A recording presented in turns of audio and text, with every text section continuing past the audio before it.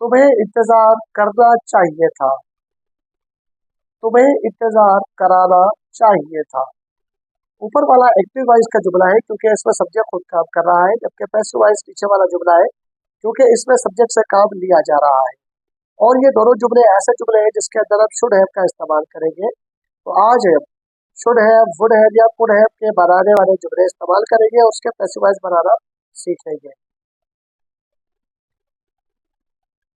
जैसे पार्सल उसे मिल चुका होगा। ये जुमला एक्टिव वॉइस का जुमला है क्योंकि सब्जेक्ट खुद काम कर रहा है। पार्सल उसे दिया जा चुका होगा। ये जुमला पैसिव वॉइस का जुमला है क्योंकि इसमें सब्जेक्ट से काम लिया जा रहा है। और ऐसे जुमले अमूमन मस्ट हैव के साथ बनते हैं। तो आज हम इनके भी पैसिव बनाना सीखेंगे। Welcome to 25 day active passive course. आज की वीडियो में हम डे 25 को डिस्कस करेंगे और आज की वीडियो हमारी एक्टिव पैसिव के कोर्स की आखिरी वीडियो है, जिसमें हम should have, could have, must have और वुड हैव के साथ मुख्तलिफ जुमले बनाकर एक्टिव वॉइस में और फिर पैसिव वॉइस में बनाकर उसे चेंज करके देखेंगे। आज की वीडियो में हम जो कुछ सीख रहे हैं ये आखिरी वीडियो है पैसिव वॉइस के हवाले से। घर बैठ के लर्न टेंसेस की प्लेलिस्ट पे क्लिक करके दोबारा से रिवाइज कर लीजिए टेंसेस को। Learn active and passive voices पे क्लिक करके दोबारा से रिवाइज कर लीजिए एक्टिव एंड पैसिव वॉइसेस को, ताकि आपको कभी भी सीएसएस, पीसीएस या एग्जाम देने में कोई प्रॉब्लम ना हो और कभी भी आपको ग्रामर का कोई भी काम मिले तो आप आसानी से कर सकें। न्यू है तो चैनल को सब्सक्राइब जरूर कर लीजिएगा। ये हमें मालूम है कि एक्टिव वॉइस कौन से होते हैं और पैसिव वॉइस कौन से होते हैं। जैसे तुम्हें इंतजार करना चाहिए था, ये एक्टिव वॉइस का जुमला है। तुम्हें इंतजार कराना चाहिए था, ये पैसिव वॉइस का जुमला है। जैसे पार्सल उसे मिल चुका होगा, ये एक्टिव वॉइस का जुमला है। पार्सल उसे दिया जा चुका होगा, ये पैसिव वॉइस का जुमला है। ऐसे जुमलों में अगर हमें पॉजिटिव जुमला दिया जाए तो उसके लिए हम जुमले में सबसे पहले सब्जेक्ट रखते हैं, फिर शुड या मस्ट लगाते हैं, उसके साथ हम हेल्पिंग वर्ब हैव लगा देते हैं, वर्ब की थर्ड फॉर्म आती है और आखिर में ऑब्जेक्ट आता है। लेकिन पैसिव वॉइस बनाने के लिए हम जुमले में पहले सब्जेक्ट लगाते हैं, फिर हेल्पिंग वर्ब शुड या मस्ट आता है, उसके साथ बकाया हेल्पिंग वर्ब हैव आता है और पैसिव वॉइस की वजह से उसका बकाया हेल्पिंग वर्ब भी उसके साथ आता है। वर्ब की थर्ड फॉर्म आती है, बाय आता है और आखिर में ऑब्जेक्ट आता है। जैसे you should have completed the homework.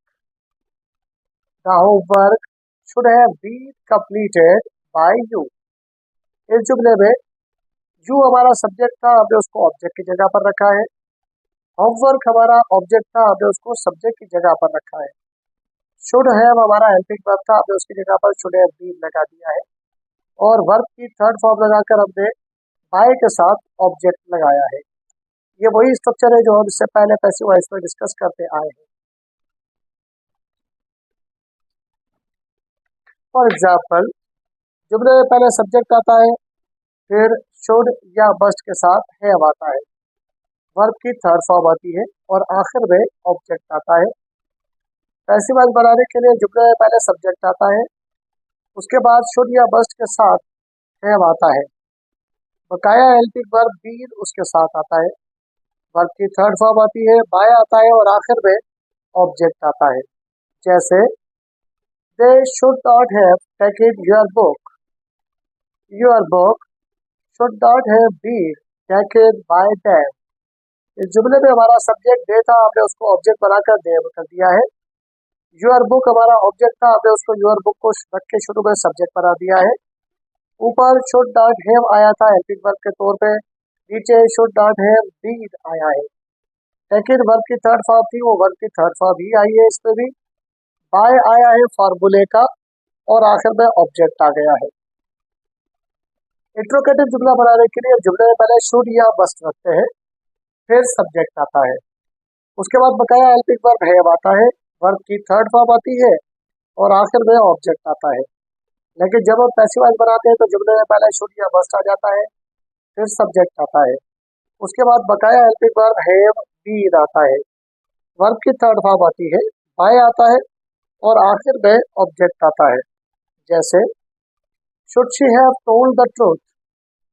Passive voice बनेगा, should the truth have been told by her. इस जुमले में सब्जेक्ट हमारा शी था, हमने उसे ऑब्जेक्ट बनाकर हर कर दिया है। इस जुमले में ट्रूथ हमारा ऑब्जेक्ट था, हमने उसे सब्जेक्ट बना दिया है।